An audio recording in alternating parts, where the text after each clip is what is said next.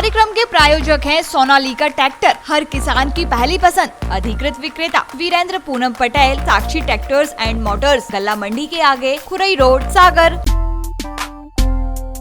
नमस्कार, मैं हूं शहबाज, आप देख रहे हैं सागर टीवी न्यूज, जिसका सभी को था इंतजार। आखिर वो घड़ी आ गई है और आज 3 नवंबर है, यानी कि मध्य प्रदेश में जो 28 विधानसभा के उपचुनाव होने थे उसकी आज वोटिंग हुई है और सागर जिले की सुर्खी विधानसभा भी इसमें शामिल है। इसके अलावा टोटल 28 सीटें हैं, तो हम सिलसिलेवार तरीके से इसमें बात करेंगे कि कहां पर कितनी वोटिंग हुई है, क्या प्रतिशत रहा है और आखिर क्या कुछ स्थिति बन रही है, क्या माहौल समझ में आ रहा है। उन सब बातों पर हम बात करेंगे। मेरे साथ बात करने के लिए स्टूडियो में मौजूद हैं सागर टीवी न्यूज के न्यूज हेड तारिक हाशमी जी और सागर टीवी न्यूज के संवाददाता अनुज गौतम। सर, सबसे पहले आपके पास आते हैं।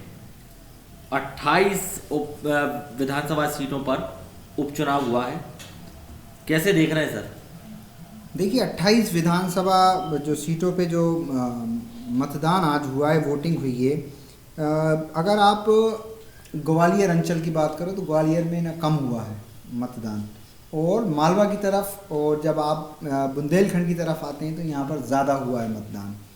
तो बड़ा दिलचस्प है। और मैं आपको ये कहता चलूँ, कभी मैंने वोटिंग प्रतिशत मैंने ज़्यादा नहीं देखा, लेकिन जैसा कि अभी हम पुरानी चीज़ों को भी मिलाएंगे और आज के वोट को भी मिलाएंगे और तुलना भी करेंगे इसमें, तो मैं आपसे पहले ये कहता चलूँ कि अगर 50 से 60 के बीच में जब मतदान होता है, जिस सीट पर, मैं सीट पे बात कर रहा हूँ, जिस सीट पर 50 से 60% के बीच में मतदान होता है वहाँ कांग्रेस को फ़ायदा होता है। जिस सीट पे भाजपा को जब फ़ायदा होता है तो वो 60 से 70 के बीच में होता है, और जब वो 70 से ऊपर निकल जाता है तो वो फिर कांग्रेस के पक्ष में जाने लगता है। अब मैं आपको बताता हूँ एक एक सीट पे कितना कितना मतदान हुआ है। ये आप आगर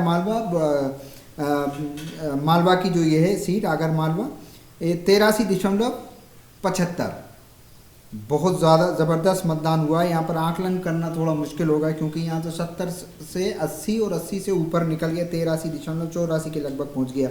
तो फिर दूसरी चीज़ पे आप आ जाइए, अनूपपुर में 73.37, ये भी जो है यहाँ कांटे की टक्कर मुझे लगती है कि है, लेकिन फिर भी कांग्रेस ही इस बात से लेके थोड़े खुश नज़र आ रहे होंगे।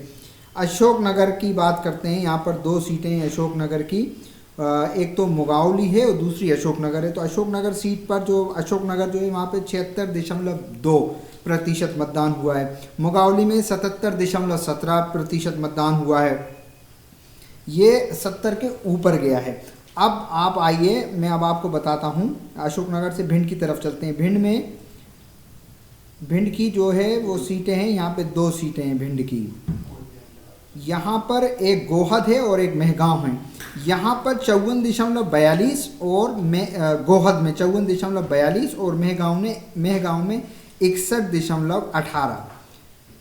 54 यहाँ पे जो है कांग्रेस, जाहिर सी बात है कि खुश हुई होगी, और मेहगांव में जो है यहाँ पर भाजपा को थोड़ा बहुत, ये मेरा खुद का आकलन है, मैं जिस तरीके से आकलन करता हूँ उस आकलन के आधार पे ये मैं बात कर रहा हूँ, मैं कोई वो बात नहीं कर रहा, लेकिन मुझे ऐसा लगता है। मैं आपको थोड़ा बहुत बताता भी यहाँ पे चलूँगा, पिछला विधानसभा का भी आपको आकलन में बताता चलूँगा तो समझ में आएगी बात। 61.18 यहाँ पे मेहगांव में हुआ है। अच्छा, अब चलते हैं भिंड से बुरहानपुर की जो सीट है,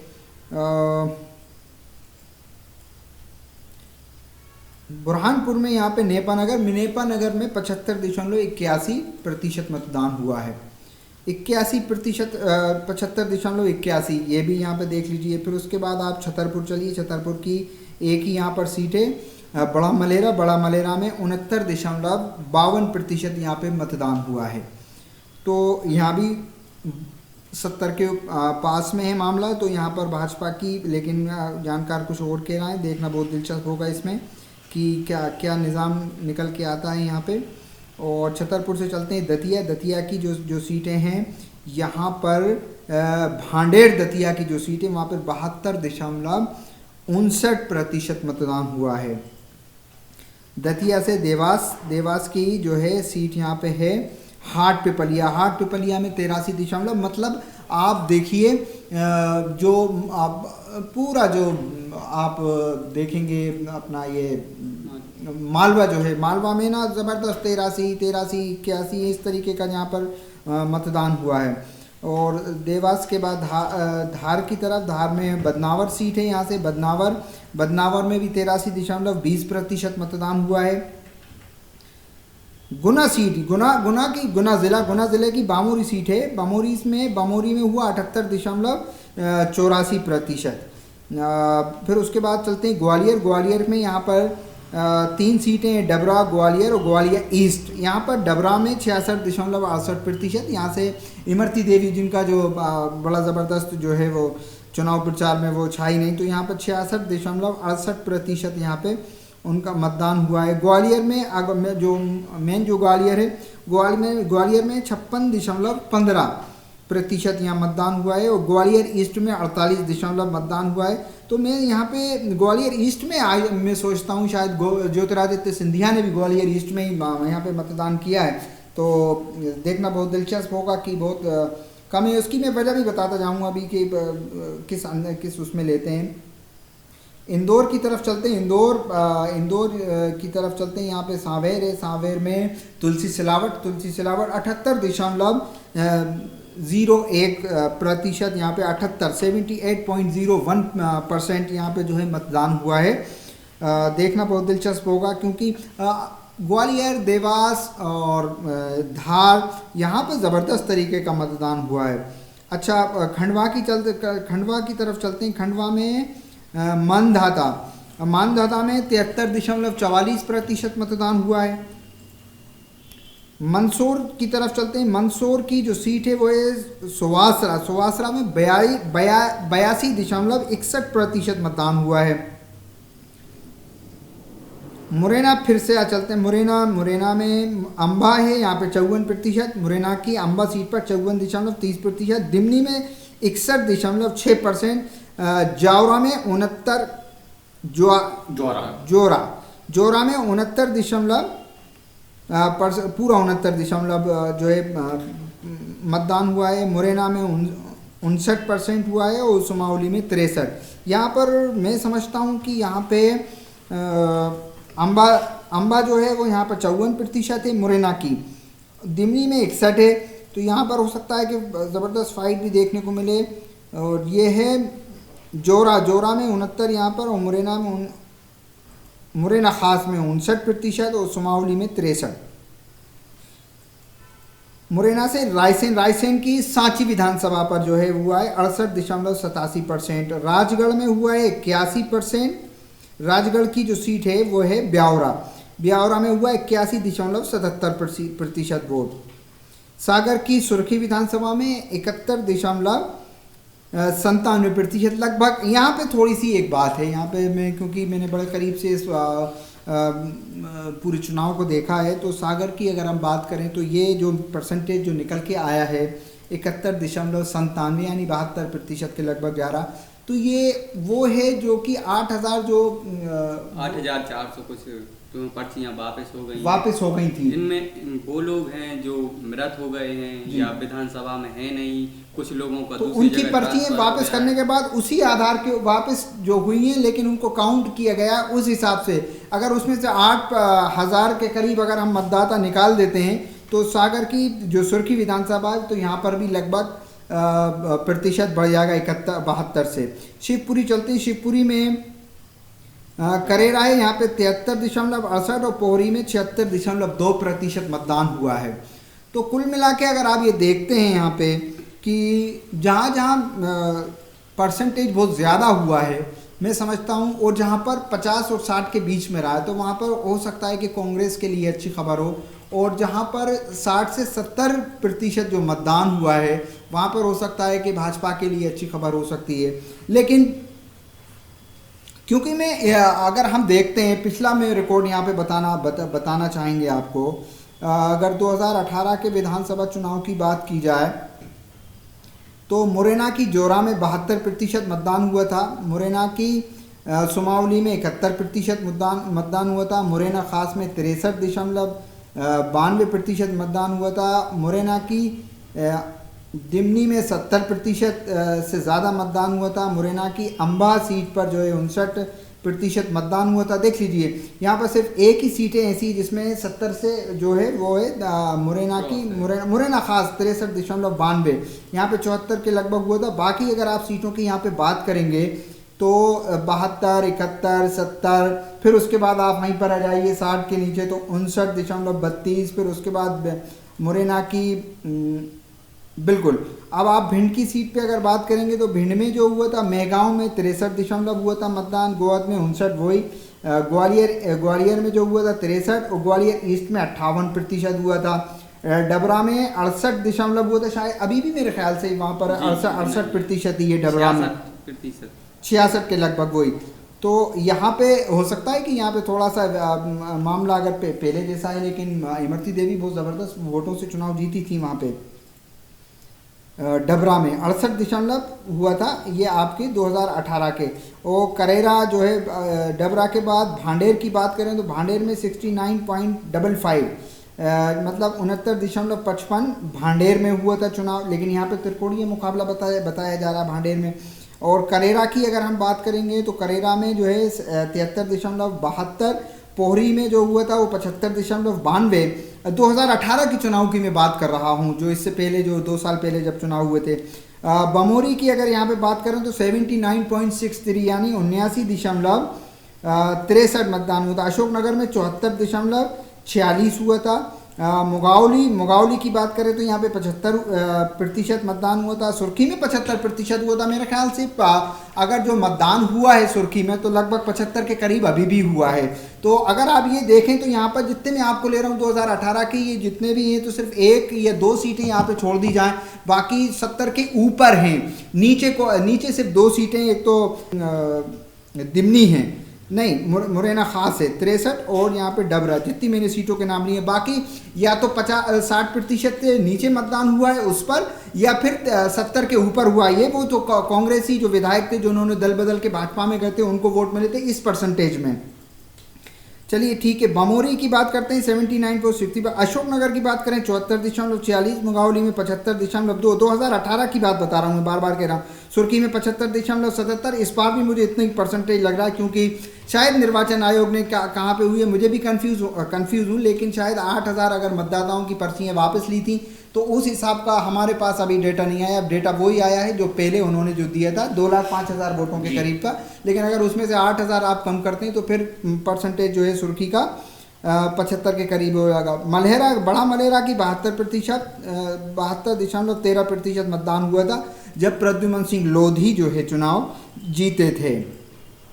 अनूपपुर की बात करें तो 76.63% मतदान हुआ था जब बिसाऊलाल सिंह चुनाव जीते थे। सांची से 75.37%, ब्यावरा में 80% मतदान हुआ था। ये देखिए, अब आप जैसे जैसे आप जा रहे हैं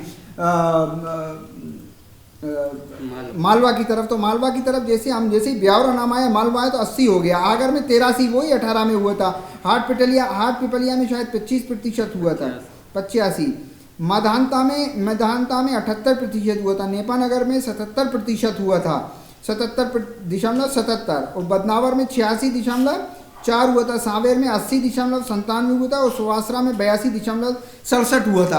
तो मुझे यहाँ पे मैं आपको पिछला रिकॉर्ड में आपको कंफर्म कराता चल रहा हूँ कि यहाँ पर 1 या 2 सीटें ऐसी हैं जो कि 2018 में जो 60% से जब ऊपर गए थे तो कांग्रेस जीती थी। लेकिन जब आप 50 और 60 के बीच में जब आप जाते हैं तो उस वक्त आप देखेंगे कि 60 और 50 के बीच में जब प्रतिशत का मतदान बढ़ता है तो कांग्रेस को फायदा होता है। और 60 से 70 के बीच में जब पोलिंग जाती है, मतदान होता है, तो उसमें भाजपा को बड़ा फायदा होता है। फिर आप अगर 70 से ऊपर जब चले जाते हैं, मैं आपको आप जैसे आप कह रहे होंगे कि मालवा में ऐसा हुआ, तो मालवा की जो सीटें हैं वहाँ 85, 78, 77, 86, 80, 82 इस तरीके का मतदान हुआ है।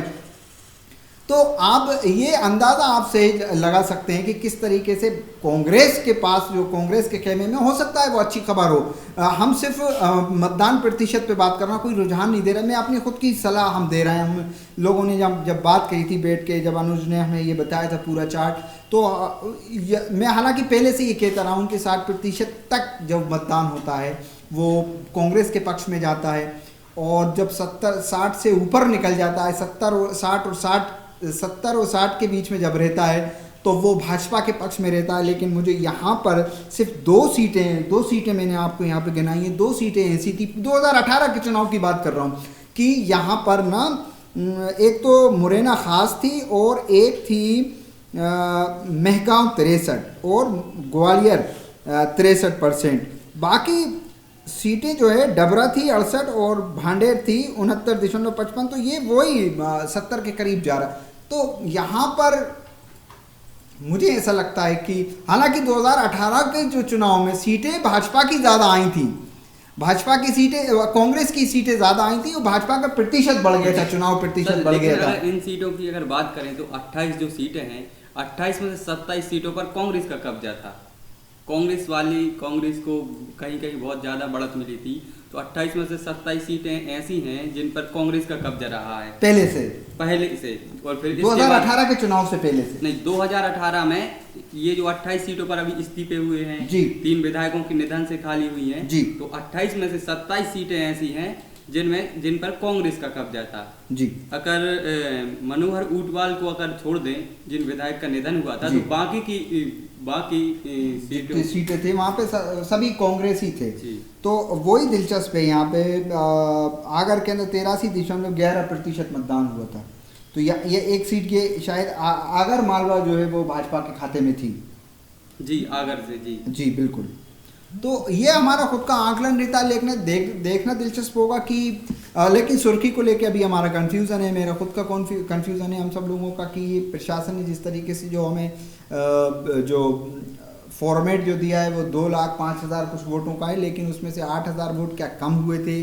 पर्चियाँ उन्होंने कहा था कि हमने 8,000 से ज़्यादा मतदाताओं की पर्चियाँ वापस ली हैं। तो उस हिसाब से सुर्खी विधानसभा का जो मत प्रतिशत होगा वो कितना होगा ये दिलचस्प होगा। अभी तो उन्होंने दिया है हमें 70.97 जो है 71.97 जो है उन्होंने हमें दिया। लेकिन अब दिलचस्प होगा कि देखते हैं कि क्या होता है। लेकिन जी सर, इसमें बात करें अगर आगर मालवा की, तो आगर में अगर 2018 में 83.34% था, लेकिन 2020 का उपचुनाव हुआ, यहाँ पर 83.66 या 75 के 83.75 हुआ है। मामूली सी बढ़त है, लेकिन वोटिंग वही है। पहले वहाँ पर भाजपा थी और इस बार सर क्या लगता है अब ये जो प्रतिशत बढ़ा और जिस तरह से ये स्थिति बनी थी? देखिए, जिस तरीके से प्रतिशत बढ़ा है, मालवा की आप बात कर रहे हैं, मालवा में जो प्रतिशत बढ़ा तो भाजपा का कब्जा था। पिछली बार का भी ऐसा ही था। और इन 28 में से एकमात्र वो सीट है जिन पर भाजपा का कब्जा था, और जो आगर मालवा जो सीट है उस पे। लेकिन वहाँ से अब देखना दिलचस्प होगा, क्योंकि कमलनाथ की जो रैली हुआ करती थी उसमें ज़बरदस्त भीड़ आती थी और उन्होंने बड़े लोगों से जुड़ा हुआ था। और खुद कई बार जब वो आए तो ज़्यादा कोई भीड़ लाई नहीं गई, खुद भीड़ उनकी सभाओं में आई थी। गद्दार बनाम खुद्दार का जो उन्होंने मुद्दा चलाया था वो हो सकता है, क्योंकि ज़बरदस्त तरीके का एक मालवा के अंदर वोटिंग देखी गई है। तो ये फैक्टर चल सकता है। लेकिन शिवराज सिंह चौहान के बारे में देखिए, एक बात यह है कि शिवराज सिंह चौहान को चीफ मिनिस्टर बनाया। चीफ मिनिस्टर बनाने के बाद शिवराज सिंह चौहान ने बहुत ज़बरदस्त सभाएं की हैं, लगातार एक विधानसभा में वो 2-2, 3-3 बार वहाँ पर गए और उन्होंने जाके वहाँ पे देखा, प्रचार किया है।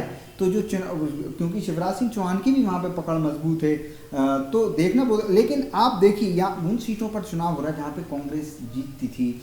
जो चंबल इलाका था, जो इसमें तो कई सीटें ऐसी हैं जो कि जिन सीटों पे कई सारी सीटें ऐसी हैं जिसमें शायद 16 सीटें ऐसी जो कि जिसपे कांग्रेस का कब्जा है। वहाँ पे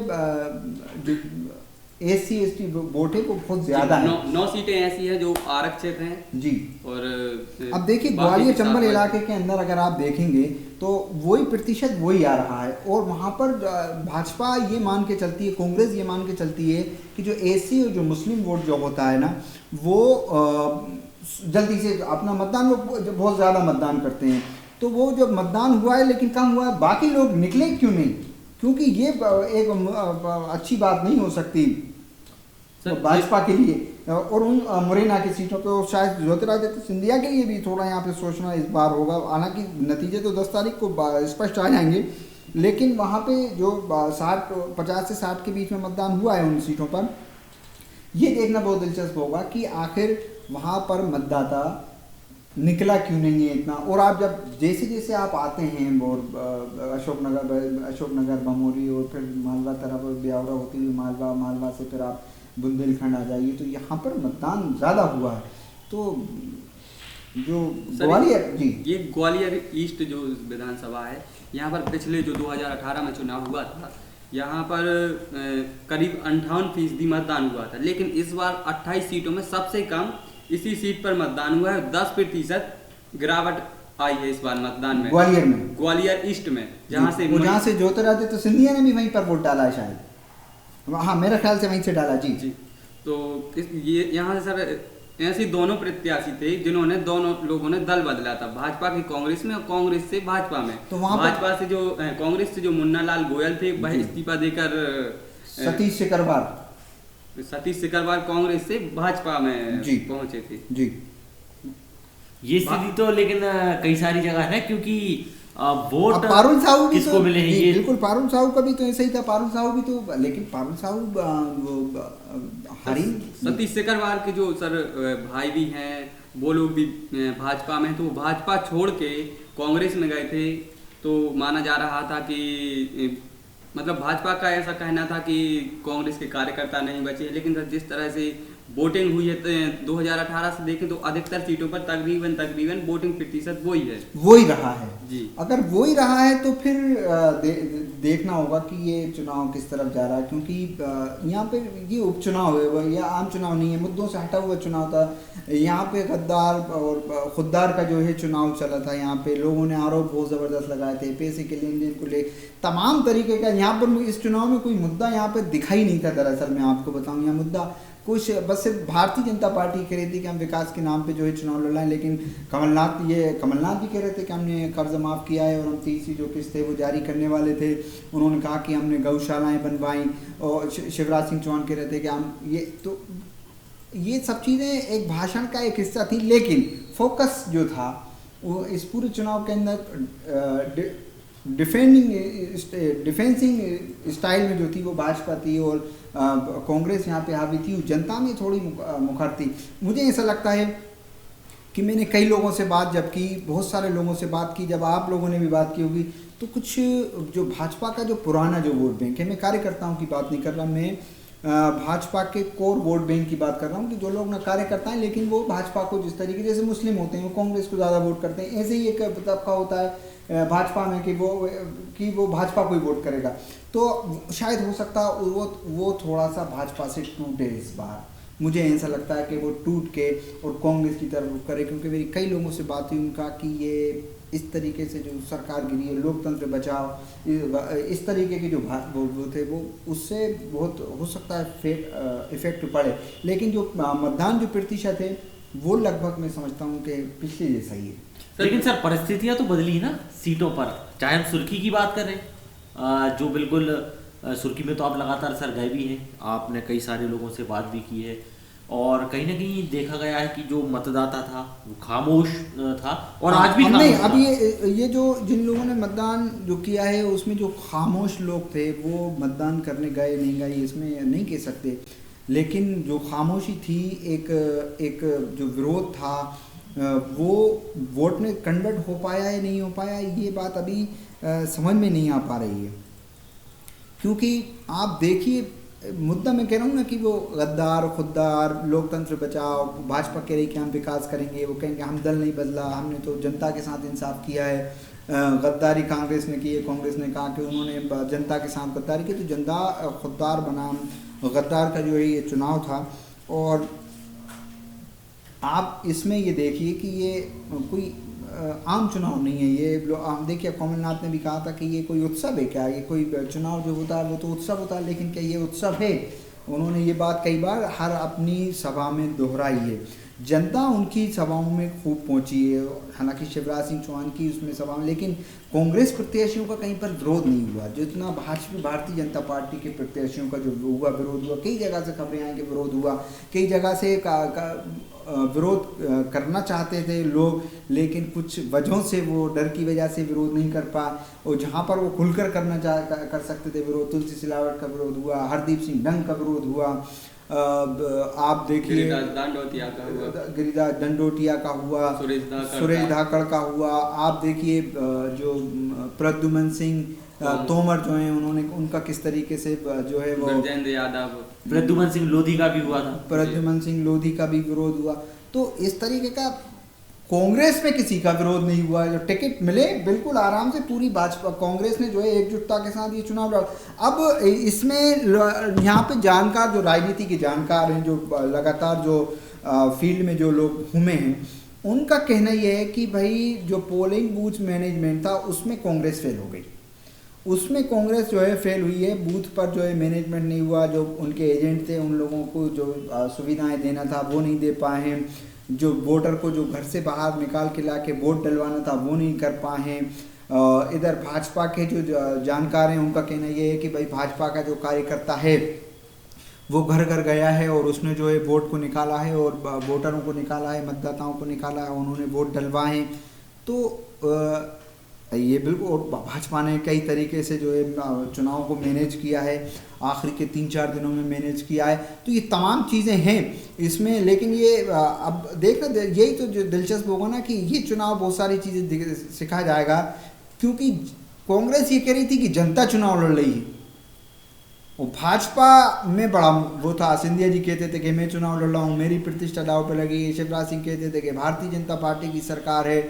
ये तमाम चीज़ें कई नेता भारतीय जनता पार्टी के कहते कि नहीं, तो सिंधिया का नहीं, ये शिवराज सिंह और नरेंद्र मोदी का चुनाव है। तो बहुत बेसिक जो मुद्दे होते हैं चुनाव के, जो विकास के होते हैं, जो मुद्दों के होते हैं, वो तो नहीं हुआ, बल्कि आरोप प्रत्यारोप का चुनाव हुआ है। लेकिन जो पोलिंग जो हुई है, जो परसेंटेज जो हुआ है, वो 2018 के लगभग वैसा का वैसा ही है। अगर आप हर सीट पे जाके बात करेंगे, चंबल की जो बात करोगे आप, तो चंबल के अंदर वही कंडीशन है, और आप मालवा में अगर आप जाएंगे तो मालवा की भी यही कंडीशन है।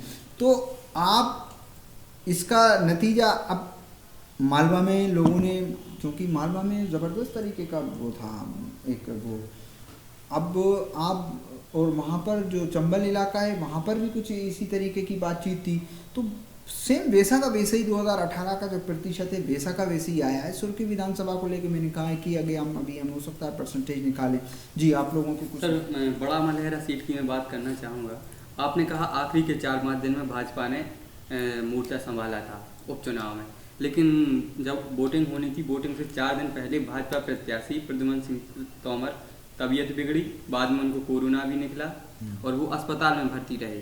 लेकिन यहाँ का जो सर वोटिंग प्रतिशत है 2018 में जो 72 के आसपास था, वो 2020 जो अभी उपचुनाव हुआ यहाँ पर 68 हो गया है, 4% ये घटा है। अब जी, लेकिन यहाँ पे 4% घटा है, लेकिन यहाँ पे त्रिकोणीय मुकाबला माना जा रहा है। तो हम उसको फिर आप देखिए यहाँ पे, क्योंकि अखंड प्रताप सिंह है, और फिर उसके बाद प्रद्युमन सिंह लोधी, और उसके बाद रामसिया भारती ने ज़बरदस्त प्रचार किया। उन्होंने वहाँ पे लोधी बहुल और यादव बहुल इलाका है, तो वहाँ पे जब वहाँ पे एक बड़े नेता हैं जिन्होंने एक कांग्रेस ज्वाइन की, कोई यादव समाज के थे जिन पे कोई मुकदमा, तो जी उसके बाद से वहाँ पर ना समीकरण बहुत बदले हैं। तो और क्योंकि अखंड प्रताप सिंह जो है वो हो सकता है कि भाजपा का वोट ले जाएं, और इधर वो दिलचस्प होगा देखना। सर, एक नेपानगर सीट है जिसकी मैं बात करना चाहूँगा कि पिछले 5-6 चुनाव से देखा जा रहा है कि जिसकी नेपानगर उसका MP, ऐसा मिथक है वहाँ पर कि जिसकी भी अगर भाजपा की सीट आती है तो भाजपा की सरकार बनती है, और कांग्रेस की सीट आती है तो कांग्रेस की सरकार बनती है। पिछले 3 बार की देखें तो पिछली बार से वहाँ पे जो सुमित्रा देवी काटडेकर थी जी, वो चुनाव जीती थी, कांग्रेस की सरकार बनी थी। इसके पहले मंजू दादू उपचुनाव हुआ था, उसके पहले उपचुनाव तो वो भी भाजपा से जीती थी, और उसके पहले उनके पिता थे जी, तो वो भी चुनाव जीते थे। तो सर इस मिथक को लेकर आप क्या कहेंगे सर, इस तरह का जो मिथक है? देखिए चुनाव में अब देखिए यहाँ पे अब जैसे कि बीना की हम बात करते हैं, वो बीना में लोग ये कहते थे जो नगर पालिका अध्यक्ष बन जाता है वो कभी विधायक ही नहीं बन पाता, इस तरीके की बात थी। तो अब महेश राय नगर पालिका के अध्यक्ष थे और वो 2 बार विधायक चुने जा चुके हैं। ऐसा मिथक टूट जाते हैं ना कई बार। अशोकनगर में भी सर ऐसी कुछ है अब ये लेकिन उपचुनाव में हो सकता है मिथक टूट जाए, क्योंकि वो तो आम चुनाव की बात होती है ना। मिथक अगर ये आप इस बात को नहीं कह सकते हैं। खंडवा से ये यहाँ पे है और नेपानगर बुरहानपुर की सीट है ये। यहाँ 75.81% मतदान हुआ है। देखना दिलचस्प होगा, ये भी ज़बरदस्त हुआ है यहाँ पे मतदान। तो अब इसमें अब ऐसे में कि जिसकी वो अब ऐसा तो कई बार होता है ना कि अशोकनगर में जो अगर कोई जो सीएम जाता है तो वो फिर से सीएम रह नहीं पाता। तो अब देखना दिलचस्प होगा कि क्या होता है यहाँ पे। सर अब सुर्खी में भी तो है कि सुर्खी में मंत्री को हरा देते हैं, तीसरी बार कोई मंत्री नहीं बनता, तीसरी बार मंत्री कोई नहीं बनता। दिलचस्प होगा ये सब चीज़ें, ये तो चुनाव के और दिलचस्प बनाती हैं, यही तो उत्सव बनाती हैं चुनाव को। जी सर एक मंदसौर की सीट है सुहासरा, वहाँ से सबसे पहले जब कोई हलचल नहीं थी, सबसे पहले हरदीप सिंह डंग ने इस्तीफा दिया था जी, जिसे कांग्रेस का पहला विकेट सबसे ज्यादा उनका विरोध हुआ जी। हरदीप सिंह डंग का सबसे ज्यादा विरोध हुआ है। उनको हर जगह से जो है वो कार्यकर्ताओं ने उनको यहाँ पे 82.61% मतदान हुआ है। अब देखना ये कि यहाँ पे ये लोगों का भारतीय जनता पार्टी के लिए मोहब्बत है या गुस्सा है, या हरदीप डंग के लिए यहाँ पर गुस्सा है या उनके लिए लोगों की मोहब्बत है। यहाँ पे 82.61% मतदान हो जाना, गुस्सा नेताओं के ऊपर जब मतदान ज़्यादा होता है तो मैं समझता हूँ ना कि वो या तो गुस्सा निकालने के लिए जाते हैं, लेकिन मोहब्बत भी हो सकती है बात तो। लेकिन कहीं ना कहीं सर वही है, क्योंकि जो कांग्रेस में चुनाव लड़ते थे 2018 तक जो कांग्रेस की सीट से चुनाव लड़ते थे वही अब प्रत्याशी उपचुनाव में भाजपा की कई बार जुबान फिसल भी गई। ज्योतिरादित्य सिंधिया तक की जुबान फिसल गई, वो भी कांग्रेस के लिए वो मांग रहे थे वोट। लेकिन ये चुनाव ना जिन लोगों ने बड़े नज़दीक से देखा है, हम किसी नतीजे पे इसमें नहीं पहुंचना चाहते। मैंने सिर्फ परसेंटेज यहाँ पर लिया है कि ऐसा ऐसा हुआ, लेकिन आम चुनाव से ये चुनाव बहुत अलग है। यहाँ पे आम चुनाव में एंटी इनकम्बेंसी थी। कांग्रेस ने जो नारा दिया था कि हम किसान का ऋण माफ़ करेंगे, और एंटी इनकम्बेंसी थी। तो इस वजह से भारतीय जनता पार्टी के खिलाफ एंटी इनकम्बेंसी थी 2018 में। कांग्रेस किसानों से कह रही थी कि हम जो है किसानों का ऋण माफ़ करेंगे। तो ये लेकिन इस बार जो है गद्दार और खुददार की लड़ाई होने लगी। लेकिन चंबल के अंदर बहुत ज़बरदस्त तरीके से खुददार का और जो 35 करोड़ 50 करोड़ की जो बात हुई थी वो वहाँ मुद्दा बहुत चला है। तो देखना दिलचस्प होगा कि जनता ने किसके पक्ष में जो है परिणाम दी। सर पिछली बार जो 28 सीटें हैं इनमें से 4 सीटें ऐसी थी जहाँ पर हार जीत के अंतर में नोटा का प्रतिशत ज़्यादा था। तो सर नोटा इस बार भी रहा है, तो नोटा अब नोटा तो रहता है। अब देखिए नोटा अगर लोगों जो देखिए क्या होता है, अगर जो लोग कांग्रेस से खुश नहीं होंगे और वो भाजपा को वोट देने नहीं चाहते तो वो नोटा का इस्तेमाल कर लिया होगा उन्होंने। जो भाजपा को वोट देना चाहते थे लेकिन वो नहीं दे पा रहा, कांग्रेस को तो बिल्कुल नहीं देना, तो उन्होंने भी नोटा का। तो हो सकता है कि यहाँ पर अभी भी इस बार भी नोटा कुछ आगे चला जाए। नोटा का फैक्टर भी हो प्रत्याशियों बिल्कुल बिल्कुल बिल्कुल बिल्कुल बिल्कुल तमाम चीज़ें हैं। लेकिन जो भी कुछ बात है, और अब तो ईवीएम में जो है किस्मत कैद हो गई है। जितने भी प्रत्याशी हैं मध्य प्रदेश उपचुनाव की जो आज वोटिंग हुई है, 28 विधानसभा सीटें हैं। सागर जिले की सुर्खी विधानसभा है, चंबल की लगभग 16 सीटें हैं, इसके अलावा मालवा की सीटें हैं। तो कुल मिलाकर के जो 10 नवंबर रहेगा वो ये तय कर देगा कि मध्य प्रदेश में जो सत्ता दल अभी वर्तमान में सरकार है भारतीय जनता पार्टी की, वो यथावत बनी रहेगी या फिर। लेकिन यहाँ पर हाँ, मैं एक बार यही कह रहा हूँ कि आप इसको ना हर सीट के हिसाब से देखिएगा। आप इसको ये नहीं देखिएगा कि मध्य प्रदेश की में इतना मतदान हुआ, नहीं, मध्य प्रदेश का ये उपचुनाव है उपचुनाव में हर एक सीट पे आप जाके एक प्रतिशत देखिएगा, उत्सुकता होती है। जो लोग उत्सुक होंगे वो इस बात से अंदाज़ा लगाएंगे कि पिछला मतदान क्या आंकड़ा था और इस बार का आंकड़ा क्या है। उससे आपको बहुत आसानी हो जाएगी। जिस तरीके से मैंने पढ़ के आपको बताया भी है, तो उससे आपको बहुत आसानी हो जाएगी कि सरकार बदल रही है या जमी रहेगी। बहुत कुछ कह गया ये मतदान का प्रतिशत। बिल्कुल, अब ये तो 10 नवंबर को और चंबल की सीटों पे अलग है मामला, और बुंदेलखंड की सीटों का अलग है, और मालवा की सीटों का अलग है। तो इसको आपको एक एक सीट पे चंबल, बुंदेलखंड और मालवा के हिसाब से आप जब इसको आकलन करेंगे तो एक नतीजे पे जरूर पहुंचेंगे। कुल मिलाकर के बात यह है कि आज से ठीक एक हफ्ते बाद, लगभग 6 दिन के बाद, दिन मंगलवार के दिन आपको ये पता चल जाएगा और कि मध्य प्रदेश में ये जो उपचुनाव की वोटिंग हुई है इसमें आखिर किसने बाजी मारी है और क्या परिणाम रहा है वो उस दिन पता चल जाएगा। तमाम खबरों के लिए आप बने रहिए सागर टीवी न्यूज के साथ, हर पल आपके साथ। शुक्रिया। कार्यक्रम के प्रायोजक हैं सोनालिका ट्रैक्टर, हर किसान की पहली पसंद। लोड कैसा भी हो, खींचे सोनालिका ट्रैक्टर। विश्व का सर्वाधिक बिकने वाला ट्रैक्टर, भारत की धाक 100 से ज्यादा देशों में जमा रहा है सोनालिका ट्रैक्टर। 6 लाख से अधिक किसानों की खुशहाली का साथी सोनालिका ट्रैक्टर। पिछले 20 सालों से 20 HP से लेकर 110 HP तक के हैवी ड्यूटी के ट्रैक्टर बना रहा है सोनालिका ट्रैक्टर। अधिकृत विक्रेता वीरेंद्र पूनम पटेल, साक्षी ट्रैक्टर्स एंड मोटर्स, गल्ला मंडी के आगे, खुरई रोड, सागर, मध्य प्रदेश।